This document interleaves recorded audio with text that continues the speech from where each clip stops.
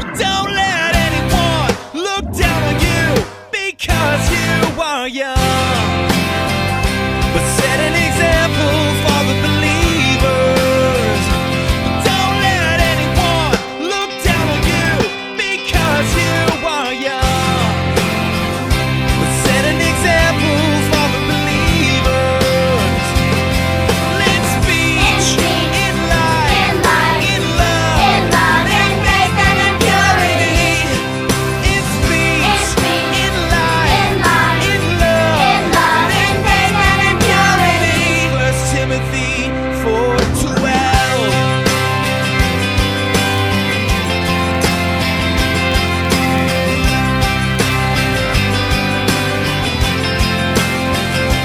Don't let anyone look down on you because you are young. But set an example for the believers. Don't let anyone look down on you because you are young. But set an example for the believers. Let's speech in light, in love, in faith and in purity. In speech in light, in love, in faith and in purity. 1 Timothy 4:12. 1 Timothy 4:12. One more time. Say 1 Timothy 4:12.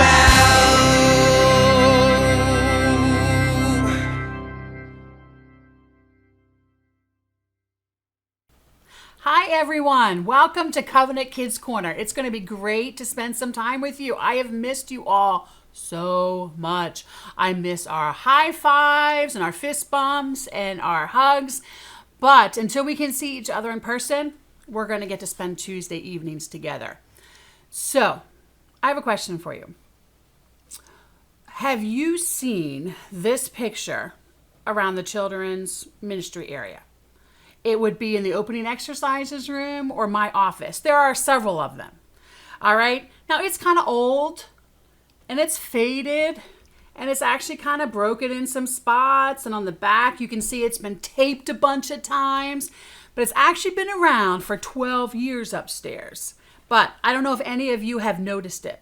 Have you noticed it? Does it look familiar? Well, actually, I put these up on the wall for a reason. All right. These are really old. And they are pictures that remind me about God's faithfulness.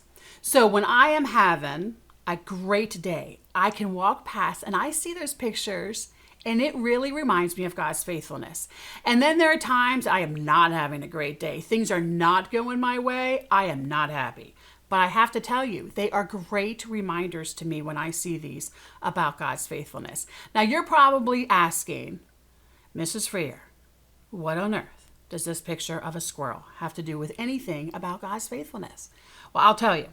These pictures were used in my grandmother's Sunday school classroom, and she taught for about 30, 40 years.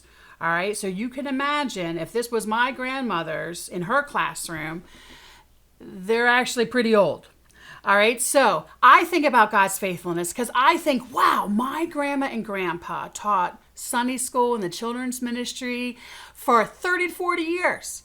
And then they taught their sons, one of which is my dad. And then he married my mom. And then they had me and taught me about God's faithfulness. And then Mr. Freer asked to marry me. And I said yes. And we had 3 boys. And we're teaching them about God's faithfulness. And then now I get to teach you all. And your families are teaching you about God's faithfulness. So it is amazing to me when I see a picture like this and how old it is. About I can see from generation to generation, year by year, moment by moment, minute by minute, I can think about God's faithfulness and about all the things that he takes care of and loves for us. And so I was thinking, if I have some things that I see that are about God's faithfulness and remind me about God's faithfulness, I bet a few of your friends have the same thing. So I asked a few. Here you go. Hi everyone. When I see a cross, I am reminded how Jesus Christ died on the cross for our sins and God's faithfulness. Hi everyone. When I look at my family poster, I think about being part of God's family, and I think of God's faithfulness to us. Hi everybody. When I see the trees blooming, that reminds me of him being a powerful creator. And that reminds me of his faithfulness. Bye. Thinking about these reminders of God's faithfulness brings to mind a story in the Bible. The story is from Joshua chapter 4. If you want, you can look it up with me. Joshua 4, verses 1 to 24. So first we have to figure out if Joshua is in the Old Testament or the New Testament. What do you think? Well, if you said the Old Testament, you were right. So now that we know that it's in the Old Testament, now let's find the book. From the beginning of the Bible, we have Genesis, Exodus, Leviticus, Numbers, Deuteronomy, and then we have Joshua. Now turn to chapter 4. Okay, here we go. Joshua 4, 1 to 24. When all the nation had finished passing over the Jordan, the Lord said to Joshua, "Take 12 men from the people, from each tribe a man, and command them, saying, Take 12 stones from here out of the midst of the Jordan, from the very place where the priest's feet stood firmly, and bring them over with you and lay them down in the place where you lodge tonight." Then Joshua called the 12 men from the people of Israel, whom he had appointed, a man from each tribe. And Joshua said to them, "Pass on before the ark of the Lord your God into the midst of the Jordan, and take up each of you a stone upon his shoulder, according to the number of the tribes of the people of Israel, that this may be a sign among you. When your children ask in time to come, 'What do these stones mean to you?' then you shall tell them that the waters of the Jordan were cut off before the ark of the covenant of the Lord. When it passed over the Jordan, the waters of the Jordan were cut off. So these stones shall be to the people of Israel a memorial forever." And the people of Israel did just as Joshua commanded, and took up 12 stones out of the midst of the Jordan, according to the number of the tribes of the people of Israel, just as the Lord told Joshua. And they carried them over with them to the place where they lodged, and laid them down there. As Joshua set up 12 stones in the midst of the Jordan, in the place where the feet of the priests bearing the ark of the covenant had stood, and they are there to this day. For the priests bearing the ark stood in the midst of the Jordan until everything was finished that the Lord commanded Joshua to tell the people, according to all that Moses had commanded Joshua. The people passed over in haste, and when all the people had finished passing over, the ark of the Lord and the priests passed over before the people. The sons of Reuben and the sons of Gad and the half-tribe of Manasseh passed over armed before the people of Israel, as Moses had told them. About 40,000 ready for war passed over before the Lord for battle to the plains of Jericho. On that day, the Lord exalted Joshua in the sight of all Israel, and they stood in awe of him, just as they stood in awe of Moses all the days of his life. And the Lord said to Joshua, "Command the priests bearing the ark of the testimony to come up out of the Jordan." So Joshua commanded the priests, "Come up out of the Jordan." And when the priests bearing the ark of the covenant of the Lord came up from the midst of the Jordan, and the soles of the priests' feet were lifted up on dry ground, the waters of the Jordan returned to their place and overflowed all its banks as before. The people came up out of the Jordan on the 10th day of the first month, and they encamped at Gilgal on the east border of Jericho. And those 12 stones, which they took out of the Jordan, Joshua set up at Gilgal. And he said to the people of Israel, "When your children ask their fathers in times to come, 'What do these stones mean?'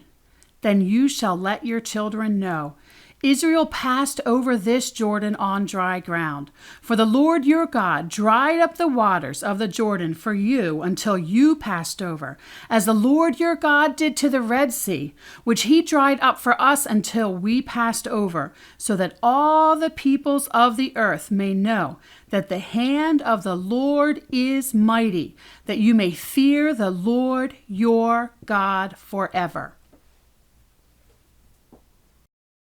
Now we are going to see Joshua 4 in a short video. God's story, entering the promised land. So part of God's story is about when his family entered the promised land, and it goes like this. Back when God started his family with Abraham and Sarah, he promised they would live in a brand new, wonderful home called Canaan. Then God's family grew and grew, and eventually got stuck as slaves in Egypt. So God sent Moses to lead them out of Egypt and through the wilderness. And now it was time to go home to the promised land. God had even chosen a new leader, Joshua. Now God knew that getting to the promised land looked impossible. For one thing, there was a river in the way, and it was getting bigger and bigger. To make matters worse, people were already living in Canaan, and they didn't want to move. But remember, kids, with God, nothing is impossible. Fortunately, Joshua knew that. So he told all the Israelites, "You will soon know that the living God is among you." God had told Joshua he was about to do something incredible. So Joshua obeyed everything God told him to do. First, God said to send the priests to the Jordan River ahead of everyone else. The priest's job was to help God's family talk to God. Now that Jesus has rescued us, we can all talk to God. But back then, priests had to help. Anyway, the priests were going to carry something called the Ark of the Covenant.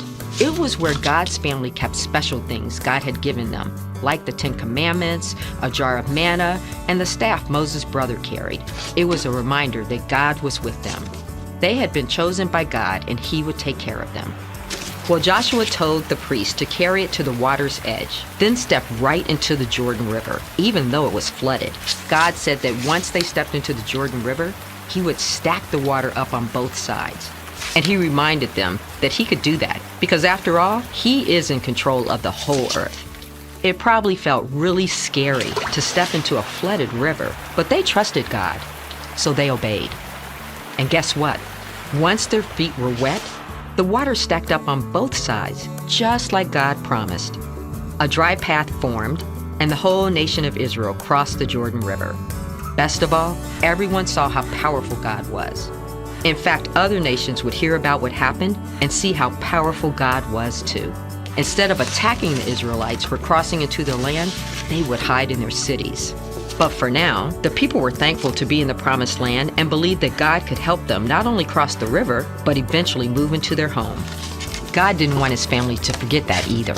So he told Joshua to send 12 men to get one stone each and pile them up. Every time they returned to the Jordan River, they would see the pile. Many years later, God's family would ask, "What do those stones mean?" And someone would tell them about how God is powerful and how he always takes care of his family. And that's the story of when God's family entered the promised land. So in case you missed it, here's the quick version. God promised a home. He chose Joshua to lead. A river was in the way. People already lived there. Joshua trusted God. The priest stepped into the river. The river stopped. God's family went home. They thanked God. God is powerful. He can take care of his family. And that's a part of God's story.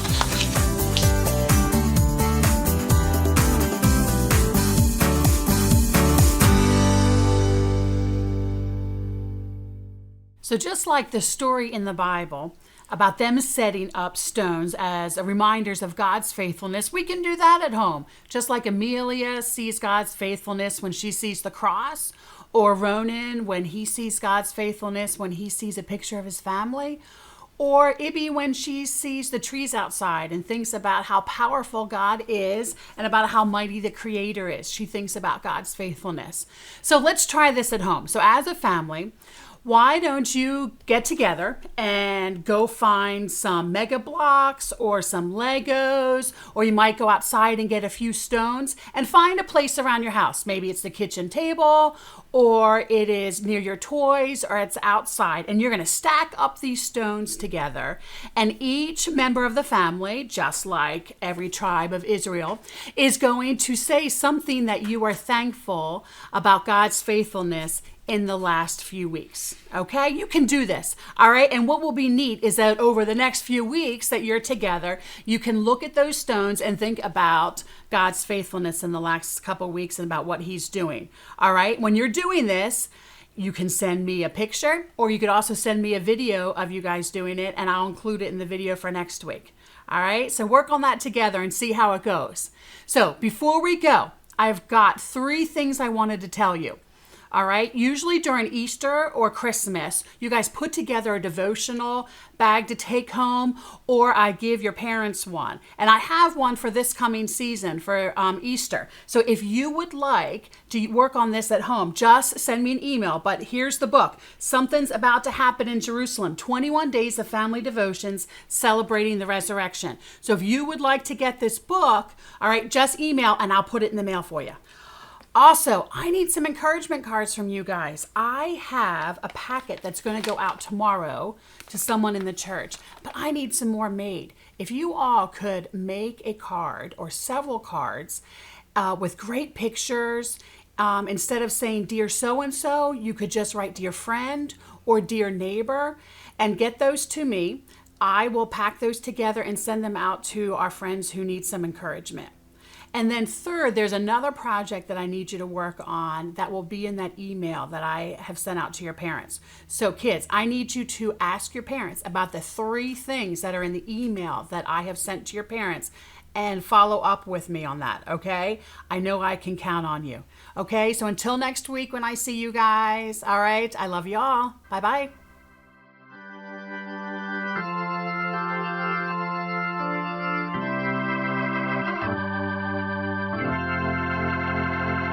Don't let anyone look down on you because you are young.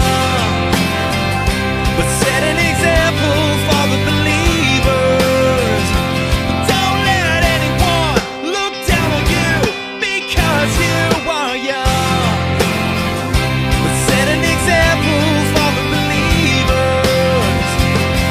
Let's be in light, in love, in faith and in purity. In speech, in light, in love, in faith and in purity. 1 Timothy 4:12.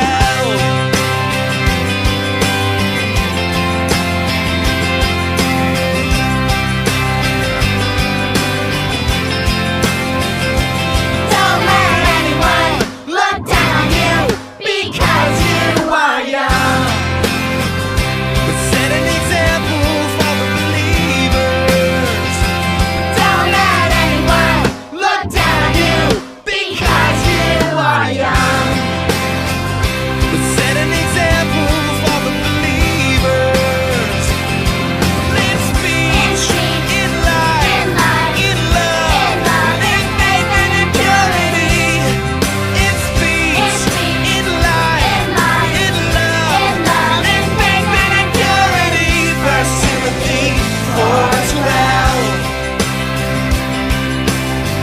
1 Timothy 4:12. One more time.